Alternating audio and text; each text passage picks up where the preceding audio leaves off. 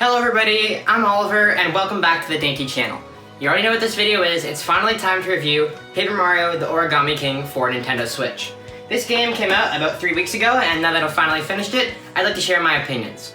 As someone who was a massive fan of the original series of games, Paper Mario, the N64 is my favorite game of all time. You obviously know that if you've watched any of my other videos, but I myself was curious as to how I would enjoy the latest entry in the series. So, did I? Well, just have to keep watching to find out.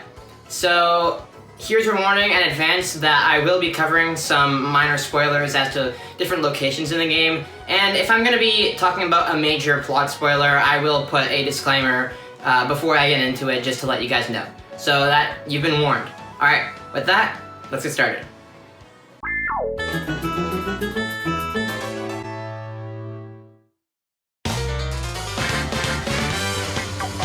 Since this is my first ever full-on game review, I'll try to cover different aspects of the game in their own little categories. To start things off, I'll discuss the presentation.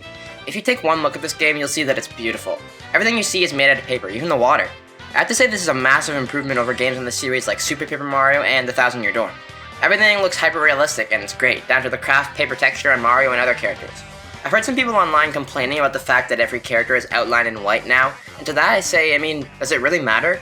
Personally, I like the addition. It makes everyone pop. One thing I really liked was the crinkling and flattening of enemies when you attack them. That wasn't present in older games. The visual combined with the sound effect is really satisfying. And speaking of sound, this game has some great music. Say what you will about any of the Paper Mario games, but their soundtracks are great at worst and amazing at best. This game definitely falls into the latter category.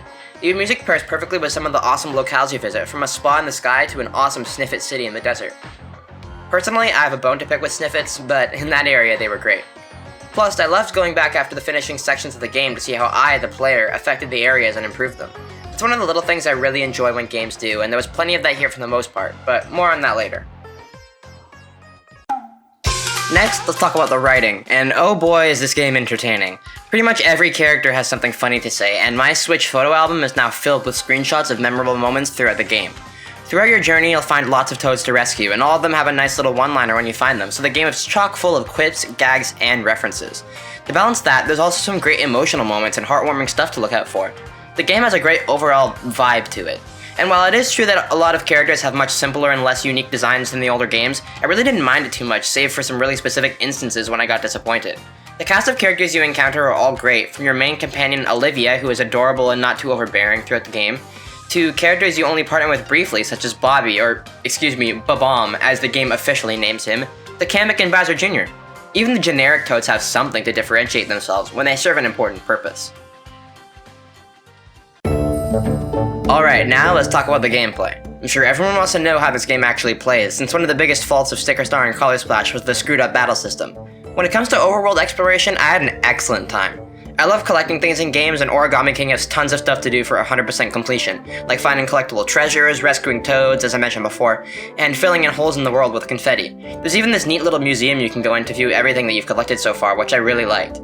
One thing I will say though is that near the end of the game, it seems like they forgot about some of these, since there's less and less things to collect as you progress. In the last chapter of the game, I'm pretty sure there were no toads to rescue at all, so I wish they filled out those areas with some more stuff and added more reason to revisit them. As for battling, well, I think that's the biggest con of the game, the battle system. Now, don't get me wrong, it wasn't a deal breaker, and even though there was no experience to earn as intensive to battle, I still found myself trying to defeat most of the enemies I saw in the overworld rather than trying to avoid them. The ring puzzle aspect of battles is a fun gimmick at first, but I quickly found myself growing tired of it. There's almost always just a single solution to the puzzle, and maybe I was just bad, but I often could not figure out how to align the enemies properly, so I just spent coins getting the toads to do it for me. The boss battles, on the other hand, were lots of fun, and I liked making paths for myself to get to the tile I wanted. Alright, now what I'm about to say might completely discredit me, but personally, I don't like challenge in my games. I'd much rather breeze through a game than die over and over and over, and Origami King provided a decent amount of challenge for me. I died a fair amount of times, usually during boss battles, but never enough to frustrate me. One thing I will say though is that the puzzles in the overworld were a bit confusing at times. I often find myself with absolutely no clue how to proceed to progress the story, and I had to look it up to find the answer. And it doesn't help that Mario's overworld abilities are limited to jump and hammer, so when you're stuck somewhere, the solution is oftentimes just aimlessly jumping and hammering until you find something hidden. As for playtime, the game took me about 40 hours to beat according to my Switch profile, but keep in mind after every chapter I was revisiting the areas to make sure I got 100% on all of them. So if you're not a completionist like me, you should be able to get through the main story in about 20 or 30. Overall, that's a decent chunk of time, so to me it was a good value. Alright, I am now officially heading into major spoiler territory. If you want to skip this section, jump to the time listed on screen now. You have been warned. Origami King's final stretch is great, like the rest of the game.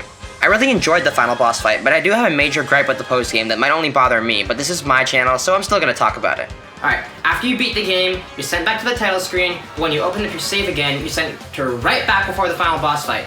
This bothered me so much. When I finish the game, I want to see that I finished it. I want to see that I beat the final boss and that I restored order, okay? Peach's castle should be returned to Toad Town and everything should be back to normal. It's so upsetting that I went through the entire final sequence only for the game to act like that didn't happen at all. I mean, I get that they still acknowledge that you beat the game by giving you some extra collectibles and you know, and stuff like that, but why not restore Toad Town to its former glory, and then if I want to access the final area again to get the collectibles, let me do it through a pipe in Peach's castle or something. Why do you have to do this, Nintendo? Alright, rant over. I know that might seem like a random nitpick, but it's something that personally really bothered me. Anyways, when it comes to stuff to do after you beat the game, there's plenty. There are trophies to collect, of course making sure you would 100% in every area in the game, and even refighting bosses with increased difficulty. At the time of writing this, I personally haven't done everything the game has to offer, since I wanted to get this review out as soon as I finish the main story. After I'm done with this video though, I'll definitely getting right back to it. Alright, and that's the end with the spoilers. Overall, Paper Mario the Origami King surprised me a lot.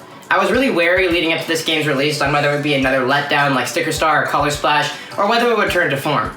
In reality, it's not really a turn to form, but it's something I could really enjoy all the same. A lot of aspects are even better than the original too, like the post-game. The negative aspects really didn't bog down a great experience for me all that much. If Paper Mario series continued in this direction, I'd certainly be happy. A few weeks ago, I released a video ranking every Paper Mario game that I had played up to that point. If I had to put Origami King in there, I would put it in the number 3 spot, after Super Paper Mario, but before the 1000-Year Door. Overall, I gave Paper Mario the Origami King an A. Alright, that's gonna wrap up this video. I hope you guys enjoyed and